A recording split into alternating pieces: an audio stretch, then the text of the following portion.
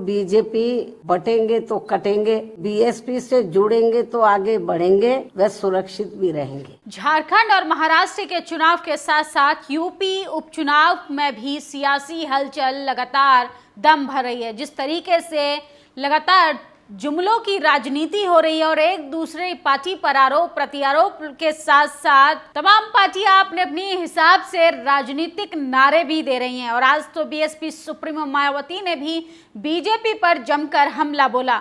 योगी जी ने एक नारा दिया था, बटेंगे तो कटेंगे। इसका पलटवार करते हुए अखिलेश यादव ने एक नारा दिया, जुड़ेंगे तो जीतेंगे।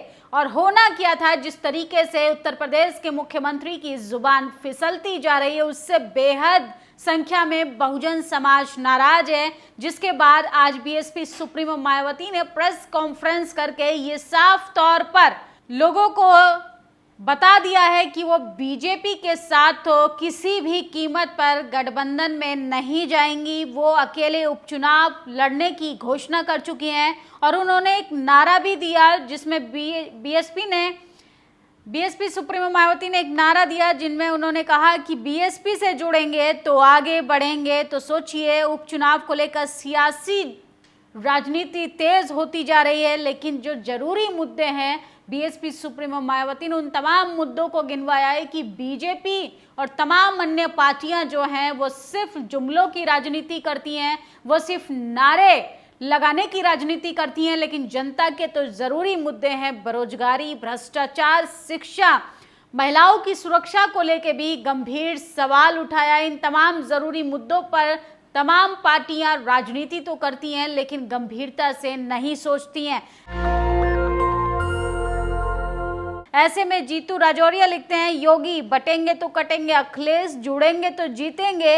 योगी और अखिलेश के फालतू बयान के बाद आज बहन मायावती जी ने अपना जवाबी नारा दिया और कहा, इन दोनों से दूर रहेंगे तो बचे रहेंगे और सुरक्षित भी रहेंगे, क्योंकि बहुजन समाज पार्टी ही ऐसी पार्टी है जो धर्म की राजनीति को नकार कर शिक्षा, स्वास्थ्य, रोजगार और बेहतर कानून व्यवस्था की बात करती है, महिला सुरक्षा की बात करती है, सांप्रदायिक ताकतों को खत्म करने की बात करती है, भारतीय संविधान के उद्देश्यों पर चलने की बात करती है। तो सोचिए किस तरीके से अब योगी जी को भी जवाब मिलना शुरू हो गया है और उपचुनाव को लेके भाजपा सरकार की नींद उड़ी हुई है। पहले ही बीजेपी के सामने झारखंड का चुनाव है, महाराष्ट्र का चुनाव है। जिस तरीके से भाजपा सरकार का दांव फंसा हुआ है, वहीं झारखंड में जेएमएम कांटे की टक्कर दे रही है। वहां पे लगातार हम आपको पब्लिक ओपिनियन अपने चैनल पर दिखा रहे हैं किस तरीके से आम जनता सीधे तौर पर मोदी सरकार का यानी भारतीय जनता पार्टी का नाम सुनने के लिए भी तैयार नहीं है। तो बटेंगे तो कटेंगे का नारा भी अब योगी जी का काम नहीं आ रहा है। सोचिए, उनका हिंदू मुसलमान के आधार पर राजनीति होती है, हिंदुत्व कार्ड के अलावा उनके पास कोई भी विकल्प नहीं है। और ऐसे में अब बीएसपी सुप्रीमो मायावती ने भी भाजपा की नींद उड़ा दी है। उन्होंने कहा कि तमाम पार्टियों के इस जुमले वाले नारे में नहीं फंसना है, क्योंकि ये तमाम पार्टियां आपको फंसा कर रख देंगी, आपको बीएसपी पार्टी ही सुरक्षित रख सकती है। बटेंगे तो कटेंगे इस नारे के जवाब में अखिलेश यादव जी ने कहा, एकजुट रहेंगे तो जीतेंगे। इस नारे के जवाब में अब मैं कुछ ही देर पहले बीएसपी अध्यक्ष मायावती जी ने कहा, बीएसपी से जुड़ेंगे तो सुरक्षित रहेंगे और आगे बढ़ेंगे। तो उपचुनाव को लेकर बीएसपी सुप्रीमो मायावती ने साफ तौर पर आज प्रेस कॉन्फ्रेंस कर जनता को ये बता दिया है कि वो किसी भी पार्टी के साथ गठबंधन नहीं करेंगी। और जिस तरीके से उपचुनाव को लेकर उत्तर प्रदेश में पोस्टरबाजी की राजनीति हो रही है, उससे जनता को सतर्क और दूर रहने की जरूरत है। उपचुनाव में सपा भाजपा का गठबंधन हो सकता है, लेकिन मैं अकेले चुनाव लड़ूंगी। बीएसपी के आने से सपा भाजपा परेशान है, ये लोग आपस में पोस्टरबाजी कर रहे हैं। बीएसपी से जुड़ेंगे तो आगे बढ़ेंगे और सुरक्षित रहेंगे। आज बीएसपी सुप्रीमो मायावती ने इन तमाम पार्टियों के साथ साथ भंडाफोड़ कर दिया है, क्योंकि ये सिर्फ और सिर्फ पोस्टरबाजी की राजनीति कर रहे हैं। पिछले 10 सालों से जिस तरीके से जनता महंगाई से परेशान थी, बेरोजगारी से परेशान थी, युवाओं को नौकरियां नहीं मिल रही थी, उत्तर प्रदेश की राजधानी लखनऊ में 69,000 शिक्षक भर्ती को लेके छात्र अभी भी 4 साल हो गए हैं सड़कों पर धरना दे रहे हैं। इसके लिए कोई भी नेता आगे आने के लिए तैयार नहीं है। ये वीडियो उत्तर प्रदेश का है, किस तरीके से पुलिस प्रशासन के आड़ में एक फौजी की पिटाई हुई। फौजी ने मुख्यमंत्री से अपील में कहा कि अगर ऐसा चलता रहा तो देश कैसे चलेगा। पुलिस ने बंद कमरा किया और लेटा कर 3rd डिग्री का टॉर्चर दिया। तो सोचिए, ये है उत्तर प्रदेश की व्यवस्था, कानून व्यवस्था की आए दिन लगातार भाजपा की पोल खोलती हुई दिखाई दे रही है। उत्तर प्रदेश कांस्टेबल भर्ती 2024 की फाइनल आंसर की सीट को लेके भी तमाम लोग सवाल उठा रहे हैं और वेबसाइट पर जाकर तमाम लोग अपना रिजल्ट भी चेक कर सकते हैं। और ईडब्ल्यूएस आरक्षण का फायदा ले, कोई दिक्कत नहीं, चलिए सह लेते हैं। जब सिस्टम ही ऐसा है तो लेकिन आरक्षण का लाभ भी लेंगे, एससी से भी मार्क में नौकरी भी कर लेंगे और दिन भर आरक्षण को गाली देकर श्रेष्ठ साबित करेंगे तो कोई दिक्कत नहीं। ना कोई डेटा, ना कोई आयोग, ना ही पता कितने गरीब हैं। तो बिना जातिगत जनगणना के आरक्षण को कैसे लागू किया जा सकता है, ये पता कैसे चलेगा कितनी मलाई जो है किस जाति के लोग खा रहे हैं। इसलिए जातीय जनगणना की मांग कीजिए, क्योंकि आपका संवैधानिक अधिकार कोई विशेष जाति के लोग तो नहीं खा रहे। और जिस तरीके से संजय राउत के एक नेता ने महिलाओं को लेके बयान दिया था, उसके बाद भी महाराष्ट्र की राजनीति जो है गर्मा गई है। महिलाओं पर अभद्र टिप्पणी करने का मामला सामने आया, जिस पर उन्होंने कहा एक महिला को इम्पोर्टेंट माल।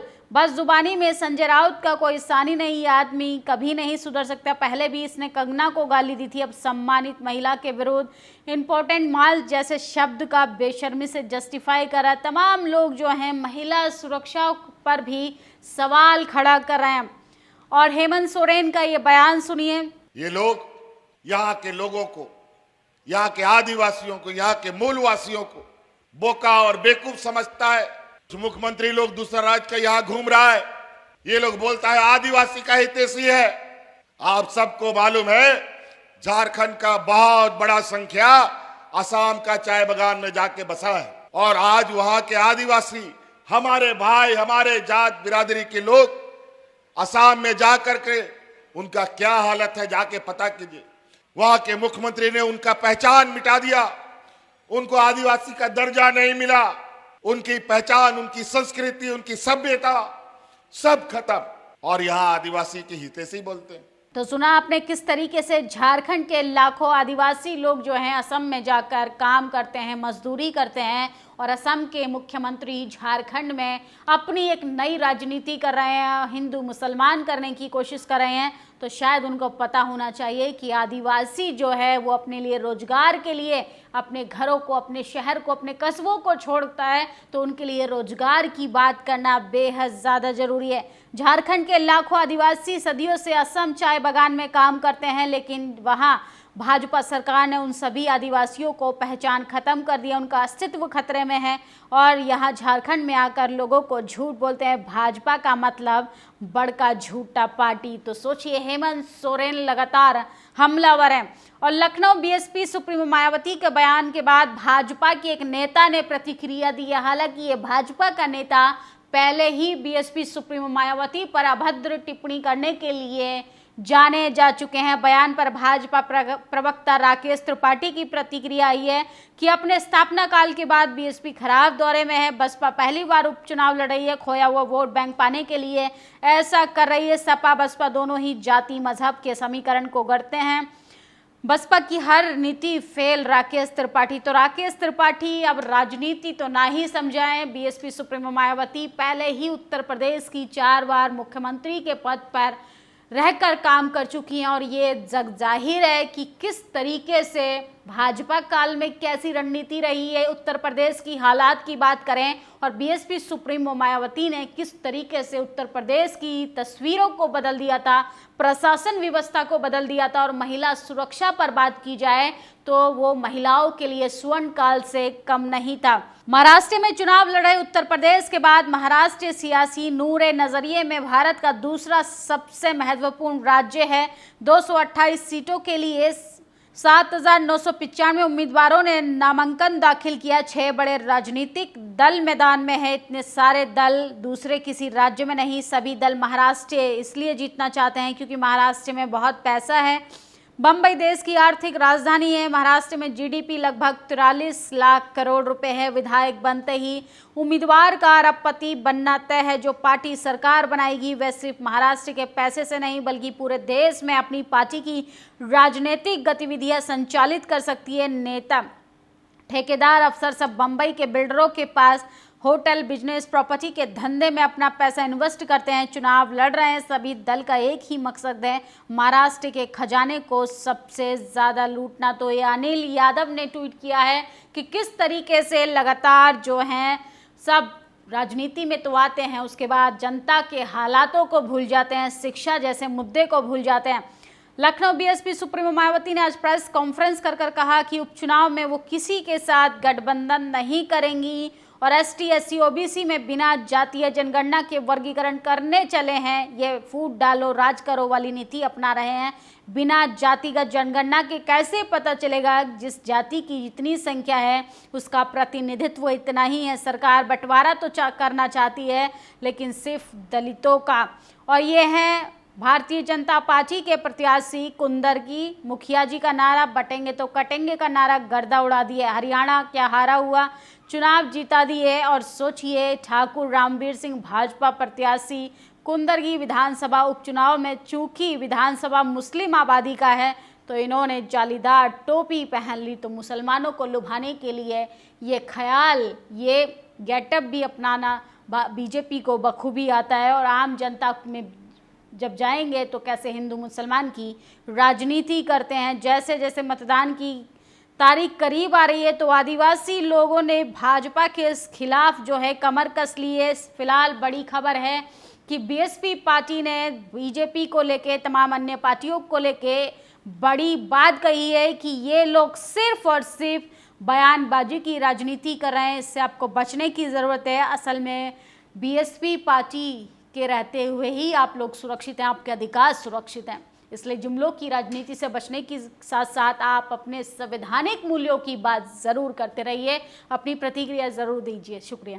नेशनल दस्तक की आपसे गुजारिश है कि अगर इसको बचाना चाहते हैं तो नेशनल दस्तक को सब्सक्राइब करने के लिए रेड कलर के सब्सक्राइब बटन को दबाएं, फिर बेल आइकन की घंटी दबाएं। नेशनल दस्तक को बचाने के लिए बहुत जरूरी है कि हर खबर को शेयर करें, लाइक करें, कमेंट जरूर करें।